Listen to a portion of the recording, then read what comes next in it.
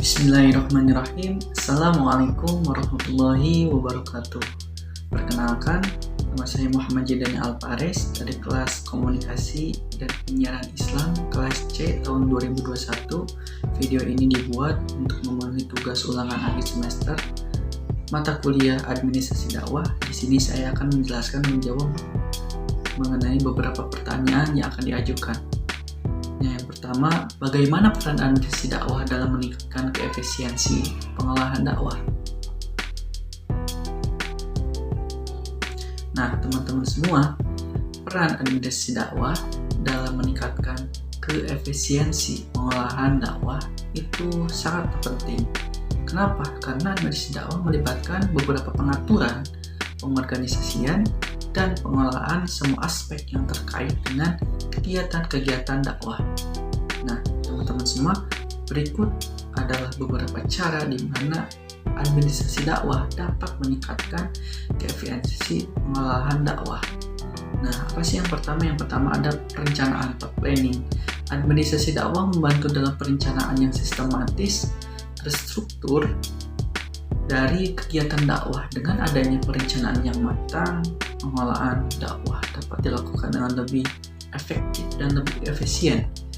Dan perencanaan yang baik melibatkan dan menetapkan tujuan dan sasaran yang begitu jelas dan mengidentifikasi sumber daya yang dibutuhkan dalam pengaturan jadwal kegiatan, dalam merancang strategi pelaksanaan yang sangat efektif.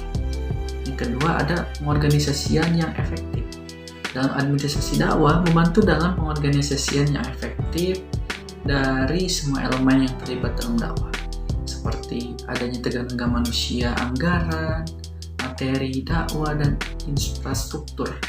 Dengan mengatur dan menyelaraskan semua komponen-komponen ini, pengolahan dakwah dapat dilakukan dengan lebih lancar dan lebih efektif. Dan yang ketiga ada pemantauan dan evaluasi. Nah, dalam administrasi dakwah dapat memfasilitasi pengawasan dan evaluasi yang teratur terhadap kegiatan dakwah melalui pemantauan yang berkelanjutan. Kesalahan atau ketidaksesuaian dalam pelaksanaan dakwah dapat diidentifikasi dan diperbaiki secara cepat. Evaluasi juga membantu dalam mengevaluasi efektivitas metode dakwah yang digunakan dan memberikan umpan balik untuk perbaikan di masa depan atau di masa yang akan datang. Dan yang keempat ada pengelolaan sumber daya. Nah, dalam administrasi dakwah membantu dalam pengelolaan sumber daya yang efisien, termasuk adanya anggaran, personel, dan waktu. Dengan mengoptimalkan penggunaan sumber-sumber daya yang tersedia, dakwah insya Allah dapat dilaksanakan dengan biaya yang efisien dan menghindari adanya pemborosan yang tidak perlu. Nah, dan yang kelima ada pemanfaatan teknologi dan informasi. Administrasi dakwah dapat memanfaatkan kemajuan teknologi informasi untuk meningkatkan efisien pengelolaan dalam kegiatan dakwah. Penggunaan sistem manajemen basis data, aplikasi-aplikasi komunikasi, dan platform digital lainnya yang dapat membantu dalam mengorganisasi informasi, memfasilitasi kolaborasi antara tim dan menyebarkan pesan dakwah dengan lebih luas dan lebih efektif. Dan yang terakhir ada pelatihan dan pengembangan. Administrasi dakwah dapat juga memperkuat efisiensi pengolahan dakwah melalui pelatihan dan pengembangan kontinu bagi para pelaku dakwah. Melalui pelatihan yang tepat, para pelaku dakwah dapat meningkatkan keterampilan mereka dalam sebuah perencanaan, pengorganisasian, dan pengelolaan kegiatan dakwah sehingga dapat berkontribusi lebih efektif dalam penyampaian pesan dakwah. Nah, lanjut saja langsung pada pertanyaan kedua teman-teman, yaitu bagaimana format administrasi dakwah dalam menghadapi perkembangan zaman nanti di masa depan. Nah, teman-teman semua, dalam menghadapi perkembangan zaman, pastinya format administrasi dakwah akanlah sedikit berubah. Dapat disesuaikan dengan perubahan teknologi dan kebutuhan. Berikut ada beberapa elemen penting dalam format administrasi dakwah yang dapat diaplikasikan. Yang pertama pastinya dalam pemanfaatan teknologi informasi.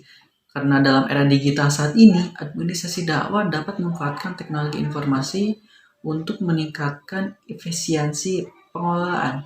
Contoh nih, penggunaan sistem manajemen basis data untuk menyimpan dan mengatur data peserta dakwah para dai atau para dai.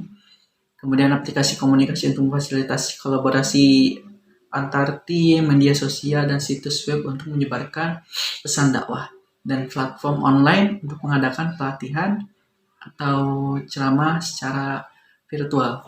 Kemudian ada sistem manajemen dakwah yang terintegrasi. Maksudnya, dalam administrasi dakwah dapat menggunakan sistem manajemen yang terintegrasi untuk mengelola semua aspek-aspek kegiatan dalam berdakwah. Sistem ini dapat mencakup pengelolaan data peserta dakwah, penjadwalan kegiatan dan pengelolaan anggaran, pelaporan, dan pemantauan progres pelaksanaan program. Dengan adanya sistem yang terintegrasi, informasi dapat diakses dengan mudah dan proses administrasi dapat dilakukan secara efektif dan efisien. Kemudian ada pendekatan berbasis tim atau regu. Administrasi dakwah dapat menerapkan pendekatan berbasis tim, di mana tugas dan tanggung jawab pengelolaan dakwah dibagi di antara anggota tim yang memiliki keahlian dan peran yang berbeda-beda. Nah, tim administrasi dakwah dapat terdiri dari ahli IT, manajer proyek, pengurus dana, koordinator program, dan staf administrasi dakwah lainnya. Pastinya dai harus ada, soalnya kan beliau yang menyampaikan ajaran-ajaran dakwah. Tugas dapat dilaksanakan dengan lebih efisien dan tanggung jawab dapat dikoordinasikan dengan baik dan benar dan secara struktur. Kemudian ada pelatihan dan pengembangan administrasi dakwah yang dapat menyediakan pelatihan untuk para pelaku dakwah atau para dai agar mereka memiliki keterampilan dalam administrasi yang diperlukan untuk menghadapi perkembangan zaman yang ada. Dalam pelatihan dapat mencakup penggunaan teknologi, manajer proyek, pengelolaan keuangan, dan keterampilan dalam berkomunikasi baik secara langsung maupun secara digital. Dengan demikian mereka dapat mengoptimalkan penggunaan alat dan teknik administrasi yang lebih modern atau yang lebih maju. Kemudian ada evaluasi dan inovasi. Dalam administrasi dakwah harus secara terus-menerus melakukan evaluasi terhadap proses administratif yang ada. Karena apa? Karena dengan melakukan evaluasi, kelemahan dan hambatan dalam administrasi dakwah atau dalam kegiatan dakwah dapat diidentifikasi dan langkah-langkah perbaikan dapat segera diambil. Administrasi dakwah juga perlu mendorong adanya inovasi dalam penggunaan teknologi dan metode administrasi yang baru guna meningkatkan keefisiensi dan efektivitas pengelolaan dakwah. Jadi begitu teman-teman semua. Semoga bisa dipahami dan bisa dimengerti dan semoga bermanfaat juga untuk kita semua.